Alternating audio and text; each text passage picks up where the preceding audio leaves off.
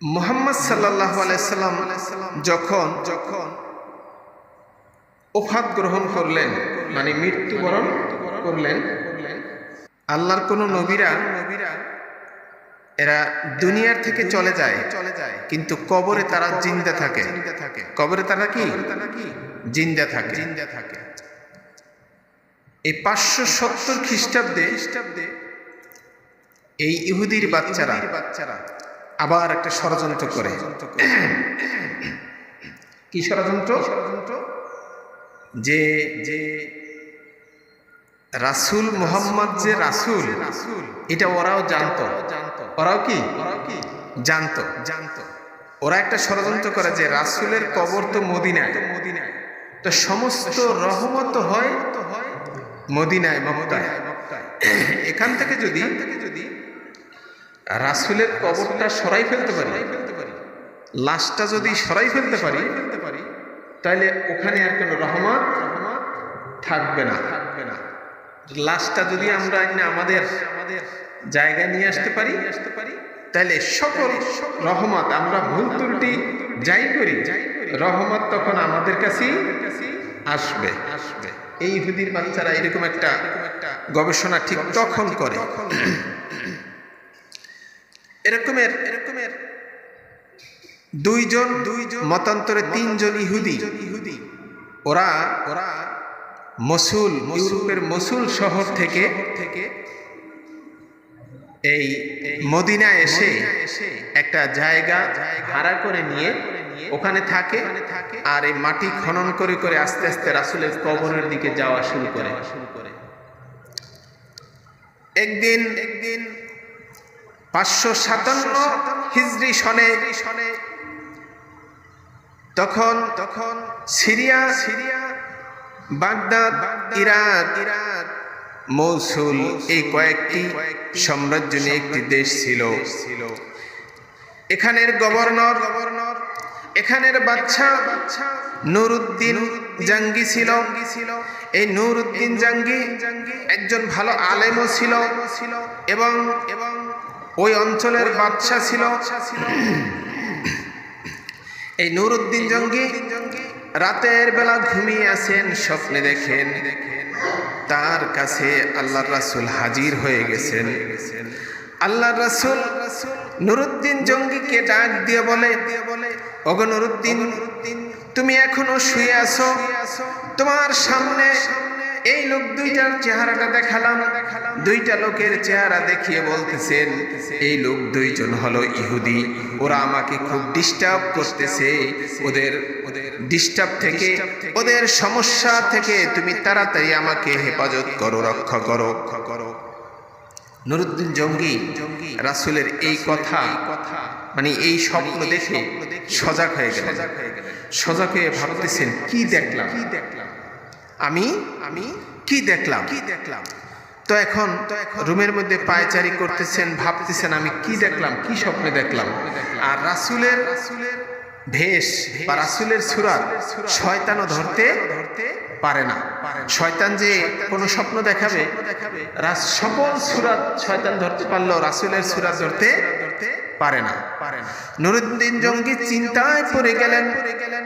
তাড়াতাড়ি ওযু করে 2 রাকাত নামাজ পড়ে আল্লাহর কাছে রোনাজারি করে কান্নাকাটি করতে করতে ওই জায়নামাজের উপরে নুরউদ্দিন জঙ্গি আবার শুয়ে পড়লেন, ঘুমিয়ে পড়লেন।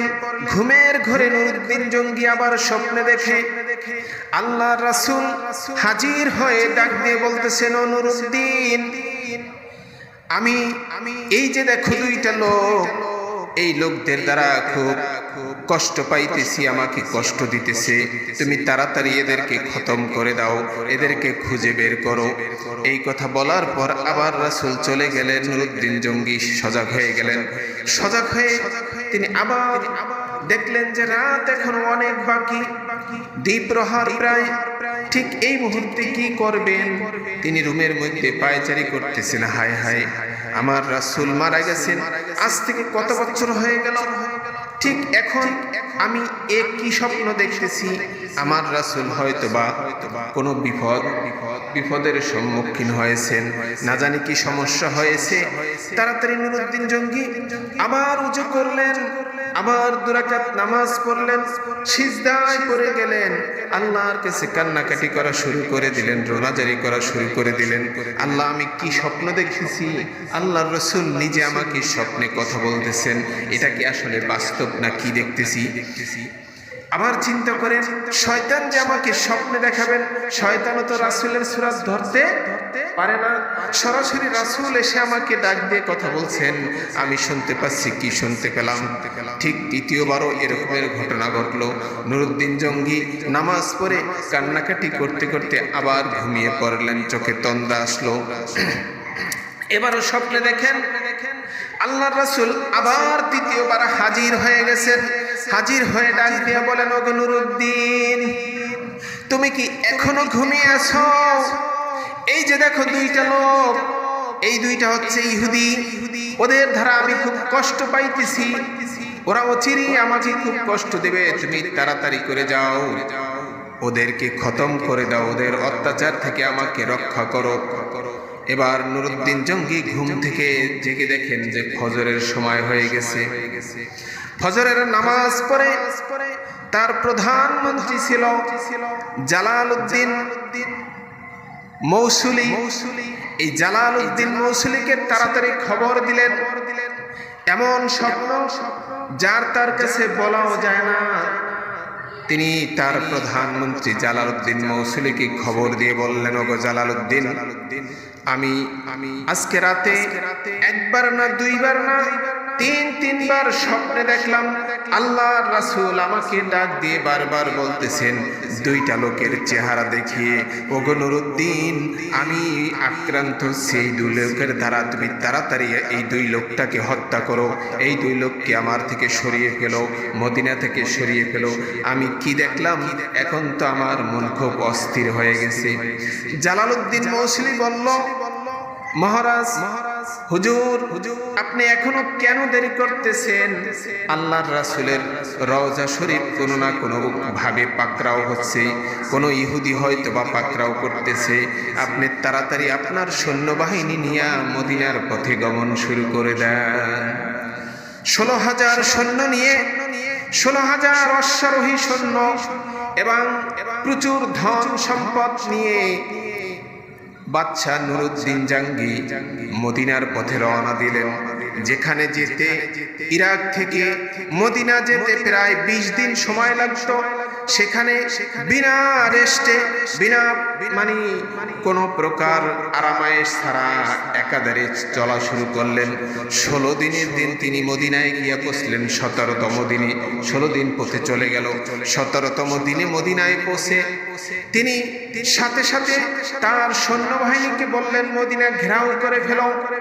পুরো মদিনার চতুর্দিক, রওজার চতুর্দিক ঘেরাও করা হলো এবং বলা হলো, আমার পরবর্তী নির্দেশ না দেওয়া পর্যন্ত মদিনা থেকে কোনো লোক বাহিরে যেতে পারবে না, কিন্তু বাহির থেকে মদিনায় আসতে পারবে, এই ঘোষণা দিল। এবং উনি ওখানে জুমার ওয়াক্ত হয়ে গেল, জুমার খুতবা দিয়ে নামাজ পড়ে বলল, আমি এই মদিনাবাসীকে এক বেলা করে খাওয়াতে চাই, আপ্যায়ন করাতে চাই, কোনো মদিনাবাসী আমার আপ্যায়ন থেকে বাদ যাবে না। এভাবে করে তিনি একটা আয়োজন করলেন, মদিনাবাসীকে আশ্বস্ত করলেন। মদিনার যত বাদশা ছিল, গভর্নর ছিল, তাদেরকেও আশ্বস্ত করলেন, আমি দেশ জয় করার জন্য আসি নাই, আমি এসেছি আপনাদেরকে, আপনাদের সাথে দেখা করার জন্য। আমার একটা উদ্দেশ্য আছে, সেই উদ্দেশ্যটা পূরণ করব। আপনাদের দেশ দখলের জন্য আমি আসি নাই। কারণ আবার মদিনাবাসী মনে করতে পারে যে আবার আমাদের দেশ দখল করতে আসলো কিনা। এই জন্যে পরবর্তীতে নুরুদ্দিন জঙ্গি ঘোষণা দিল যে আমি সমস্ত এই মদিনাবাসীকে একটা মেজবান খাওয়াতে চাই। এ করে নুরুদ্দিন জঙ্গি একটা বিশাল মাঠের ভিতরে খাবারের আয়োজন করলেন। আর একটা গেট করলেন যেই গেট দিয়ে ঢুকবে, আর একটা গেট করলেন যেই ঢুক দিয়ে বের হবে। এবার যেই গেট দিয়ে ঢুকবে এখানে নুরুদ্দিন জঙ্গি একটা বসার জায়গা করলেন। যারাই ঢুকবে তাদের চেহারা মিলাবেন যে আল্লাহ রাসূল যে চেহারা দেখিয়েছেন সেই চেহারা আছে কিনা। এবং ঘোষণা করে দিলেন, আমার এই দাওয়াতে কোনো মদিনাবাসী বাদ থাকতে পারবে না। আমার সেনাবাহিনীরা যতদূর ঘিরে রেখেছেন ততদূরের আওতার ভিতরে, ততদূর সীমানার মধ্যে যারা আছেন প্রত্যেকেই দাওয়াতে অংশগ্রহণ করবে। এই ঘোষণা দেওয়ার সাথে সাথে খানার আয়োজন রেডি হয়ে গেল। খানা খাওয়ার জন্য সমস্ত মানুষ মদিনাবাসী আসতেছেন। কেউ কেউ বলতেছেন এক সপ্তাহ, কেউ কেউ বলতেছেন 15 দিন পর্যন্ত এই খাবার চলছে। সব শেষে নুরুদ্দিন জঙ্গি দেখে এভাবে খাইতে খাইতে সমস্ত মানুষের খাওয়া শেষ হয়ে গেল, কিন্তু তারে যে আল্লাহ রাসূল চেহারাটা দেখিয়েছেন ওই চেহারার মানুষ দুইজন নুরুদ্দিন জঙ্গি এখনো পাইতেছেন না। ঘোষণা করা হলো এই লক্ষ লক্ষ মানুষের ভিতরে, এই লক্ষাধিক মানুষের ভিতরে ঘোষণা করা হলো যে আরো কোনো মানুষ বাদ আছে কিনা। অনেকেই বলবো না, কেউ বাদ নাই। হঠাৎ করে লক্ষাধিক মানুষের ভিতরে একজন মানুষ, কেউ কেউ বলে উনি ওই জমানার মন্ত্রী ছিল, এমপি ছিল, উনি উঠে বলল, হে বাচ্চা, আমার জানা মতে 2 জন মানুষ বাদ আছে, ওরা আসে নাই। ওদের অবস্থা হলো এমন, ওরা ওই যে রাসূলের রওজার কাছাকাছি জায়গায় ওরা অবস্থান করে, ওরা ওখানে একটা বাসা ভাড়া নিয়ে থাকে। ওরা এমন বুজুর্গ লোক, কখনো বাহিরে যায় না, কখনো ওরা কারো সাথে মেশে না, কথাও বলে না। ওরা সব সময় দেখি নামাজরত অবস্থায় থাকে, কোরআন নিয়ে ব্যস্ত থাকে, তাসবিহ তাহলিল করে। ওরা সব সময় কোনো মানুষ যদি অভাবে পড়ে ওদের কাছে হাত পাতে, ওরা সব থেকে বেশি বেশি দান করে। তারপরে রাসূলের উপরে দুরূদ করতে থাকে। ওরা সব সময় আল্লাহওয়ালা লোক, ওরা কোথাও যায় না, কারো বাসায় দাওয়াতও খায় না। নুরুদ্দিন জঙ্গি বললেন, চলো আমি তো তাদের কাছেই যাব, তাদেরকেই তো আমি খোঁজ করতেছি। নুরুদ্দিন জঙ্গি যখন সামনে গেলেন, দরজায় নক করার পর দরজা খুলতে চায় না। তারপরও নুরুদ্দিন জঙ্গি পরিচয় দিলেন, আমি নুরুদ্দিন জঙ্গি, বাগদাদের বাচ্চা, তাড়াতাড়ি দরজা খোলো। দরজা খোলার সাথে সাথে নুরুদ্দিন জঙ্গি দেখে আল্লাহ রাসূল যেই 2 জন লোকের চেহারা স্বপ্নের মাধ্যমে দেখাইছেন, সেই 2 জন লোকই এই 2 জন লোক। তাড়াতাড়ি চেহারার দিকে তাকিয়ে নুরুদ্দিন জঙ্গি চমকে গেলেন, হায় রে, আমি এতদিন এই 15 দিন যাবত যাদেরকে খোঁজ করতেছিলাম সেই 2 জন তো এই ব্যক্তিরা। তখন তাড়াতাড়ি তার সেনাবাহিনীকে হুকুম দিলেন, তাদেরকে আটকাও। আটকাইয়া এখন তাদের কি সমস্যা জিজ্ঞাসা করলেন, তোমাদের কি পরিচয়? কয়, হে বাচ্চা, আমরা এখানে এসেছিলাম রাসূলের রওজা জিয়ারতের জন্য। রাসূলের প্রেমে পড়ে, রাসূলের মায়ায় পড়ে আমরা আর দেশে ফিরে যাই নাই। এখানে আমরা ইবাদত বন্দি করি, রাসূলের উপরে দুরূদ পাঠ করি। আমরা কি করি? সব সময় কোরআন পড়ি, নামাজ পড়ি, তাসবিহ তাহলিল পাঠ করতেছি। অর্থাৎ জীবনে যে কয়টা দিন বাকি আছে রাসূলের মায়ায় কাটাইতে চাই। দেখেন কি দুশ্মনী কথা কয়, রাসূলের মায়ায় কাটাইতে চাই। নুরুদ্দিন জঙ্গি তার সৈন্যবাহিনীকে বললেন, তাদেরকে আটকিয়ে রাখো। এবার নুরুদ্দিন তার আরেক দল সৈন্যবাহিনী নিয়ে ঘরের ভিতরে ঢুকলেন। ঢুকে সব কিছু তন্ন তন্ন করে যখন খোঁজ করা শুরু করলেন, দেখে যে একটা খাটের নিচে একটা জায়নামাজ বিছানো। ওখানে তারা পাটি বিছিয়ে জায়নামাজ বিছিয়ে রাখলে, টান দিয়ে জায়নামাজটা সরানোর পর দেখে একটা পাটিটারও যখন সরাই ফেললেন, তখন দেখে ওখানে একটা পাথর দিয়ে রাখছে। পাথরটা সরানোর পর দেখে ওখানে এমন একটা সুড়ঙ্গটা অনেক দূর চলে গেছে। কোথায় সেই সুড়ঙ্গ? তখন আস্তে আস্তে লাইট মারিয়ে যাইতে যাইতে দেখে যে সুড়ঙ্গটা একেবারে রাসূলের নিকট পর্যন্ত চলে গেছে। আর 2-1 দিন যদি মাটি খোঁড়া হয় তাহলে রাসূলের রওজা পেয়ে যাবে, এমন অবস্থায় চলে গেছে। তখন জিজ্ঞাসা করলেন, এইবার বলো তোমরা কারা, কি উদ্দেশ্যে এই মাটি খনন করছো? তখন ওরা বলে যে আমাদেরকে ইউরোপের মৌসুল শহরের ইহুদি বাদের ইহুদি পত্তলিকরা আমাদেরকে অডেল সম্পদ দিয়ে, স্বর্ণ রৌপ্য মুদ্রা দিয়ে আমাদেরকে এখানে পাঠিয়েছে যেন আমরা আল্লাহর রহমত স্বরূপ যে রাসূলের লাশ এখানে রওজার ভিতরে আছে এই লাশটা যেন এখান থেকে নিয়ে যাই। আমরা প্রতি রাত্রে সামান্য কিছু মাটি খনন করি, এই মাটিগুলো প্লাস্টিকের ব্যাগে করে আবার আমরা মদিনার বাইরে নিয়ে ফেলে দিয়ে আসি। এটাই হলো দিনের বেলা আমরা শুধু তাসবিহ তাহলিল নামাজ রোজা কোরআন তেলাওয়াত দিয়ে কাটাই, মানুষকে দান খয়রাত করি কেউ যাতে বুঝতে না পারে। এবার তো নুরুদ্দিন জঙ্গির আর বুঝতে বাকি রইল না। নুরুদ্দিন জঙ্গি কি করলেন, সমস্ত তার সৈন্যবাহিনীকে ঘিরে বললেন ওদেরকে আটকিয়ে ফেলো এবং মদিনাবাসীদেরকে খবর দাও। তার কিছু অদূরেই একটা বিশাল মাঠ ছিল, এই মাঠের ভিতরে একটা বড় চৌকি বানানো হলো, একটা স্টেজ, একটা স্টেজ বানানো হলো।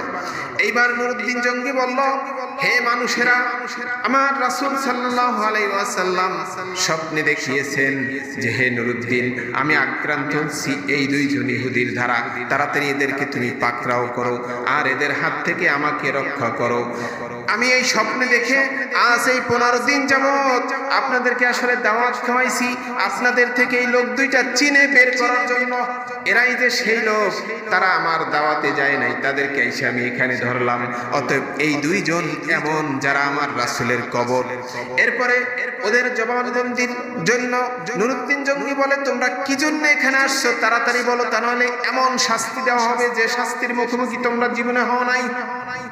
এবার তারা বলে, হে বাদশা, আমরা এবার মরণকালে আপনার কাছে সত্য কথা বলি, ইউরোপের ইহুদি পৌত্তলিকরা আমাদেরকে পাঠিয়েছে। আমরা এরকম প্রতি রাতে মাটি খনন করতাম, মাটি খনন করতে করতে একেবারে যখন রাসূলের রওজার খুব নিকটবর্তী হয়ে গেছি, এমন সময় মনে হচ্ছিল যেন আকাশটা ভেঙে পড়তেছে, মাটিতে ভূকম্পন হয়ে গেছে, যেন কি একটা ব্যাপার হয়ে গেছে। আমরা যখনই গর্তের ভিতরে ঢুকি, গর্তে মাটি খনন করবো তো দূরের কথা, গর্তের ভিতরে যেন থাকাটাই আমাদের জন্য কষ্টকর হয়ে গেছে। আমরা কম্পনের ঠেলায় ওখানে আর কোনোভাবে থাকতে পারি না। তাই এই 1 সপ্তাহ যাবৎ মাটি খনন বন্ধ আছে। এই 1 সপ্তাহ যাবৎ আমরা চিন্তায় আছি কি করে সামনের অংশটুকু খুঁড়ে আমরা রাসূলের লাশটা বের করে নিয়ে আসবো। আমরা যখন ওই গর্তের ভিতরে যাই তখন এমন কম্পন শুরু হয়, মনে হয় যেন পুরো দুনিয়াটা কাঁপতেছে, আমাদের জন্য মৃত্যুটা ওই গর্তের ভিতরেই হবে।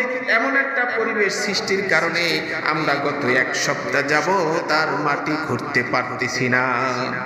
এবার বাচ্চা চিন্তা করলেন, এভাবে ইহুদির বাচ্চারা তো সবসময় জ্বালাবে, অতএব পিছনেও জ্বালাইছে, এখনো রাসূলের কবর থেকে লাশ চুরি পর্যন্ত এই হীন চেষ্টা ওরা অব্যাহত রেখেছে, ওদেরকে আস্ত রাখা যায় না। এই জন্য মাঠের ভিতরে একটা বড় স্টেজ করে এইবার সকল লোককে ডেকে এই কথা বললেন যে এরা হইলো রাসূলের লাশ চোর। এরা হইলো কি? রাসূলের লাশ চোর। তখন সকল লোক সমস্বরে হাত জাগিয়ে বলল, হে বাদশা, আমরা আপনার কাছে এদের শাস্তিমূলক ব্যবস্থা নেন, কঠিন শাস্তি দেন, এই আরজি জানাই।